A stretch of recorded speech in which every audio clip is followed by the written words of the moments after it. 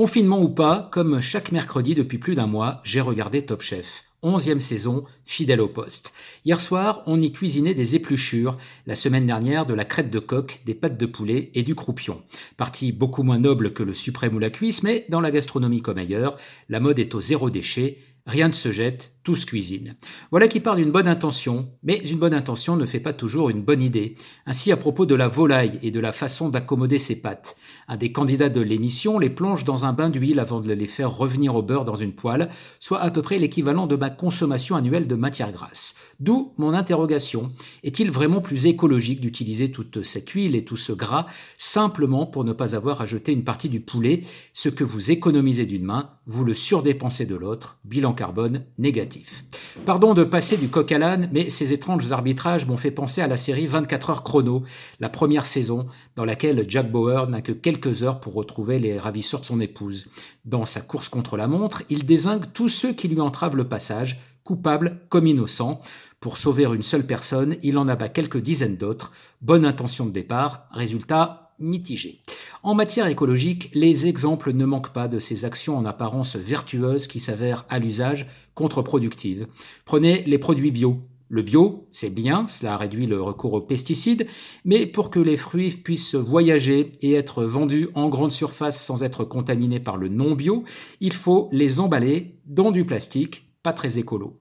Prenez le recyclage du verre. Les containers dans lesquels vous allez jeter chaque dimanche matin vos canettes de bière, c'est bien, mais ce verre, il va falloir le collecter, le transporter, le piler, le retraiter, une débauche d'énergie pas très verte, à se demander pourquoi on a laissé tomber la consigne. Ce décalage entre l'effet recherché et l'effet produit trouve une de ses déclinaisons dans ce que les économistes appellent l'effet rebond. Il fait appel à la psychologie. Une de ces manifestations les plus connues est liée à la consommation d'énergie. Prenons un exemple. Votre logement est mal isolé. Vous investissez dans du double vitrage. Résultat, votre facture de chauffage baisse, c'est le but recherché. Mais puisqu'elle baisse, vous vous autorisez à monter le thermostat d'1 ou 2 degrés par rapport à ce que vous faisiez avant. Après tout, vous avez bien le droit de vous octroyer cette petite récompense puisque vous êtes un bon citoyen qui a isolé son logement. Résultat, la facture ne baisse plus, la consommation non plus, c'est ça l'effet rebond. Par esprit d'escalier, j'ai exhumé de ma table de chevet l'essai le plus passionnant qu'il m'a été donné de lire ces 10 dernières années, Les décisions absurdes de Christian Morel. L'auteur, sociologue, y décrit des décisions qui, bien que prises sous le sceau de la rationalité, vont s'avérer désastreuses.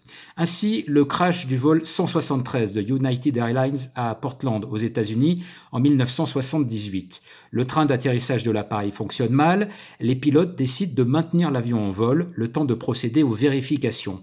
Sage décision, du moins en apparence, car ils en oublient de regarder la jauge du carburant. Mauvaise idée, l'avion s'écrase. Ils auraient dû privilégier la solution la moins sage a priori, l'atterrissage forcé. Alors s'il y a une morale à en tirer, je n'en vois pas d'autre que celle-ci. Si vous n'avez pas encore lu Les décisions absurdes de Christian Morel, faites votre possible pour vous le procurer. Il est en version numérique et c'est garanti sans effet rebond.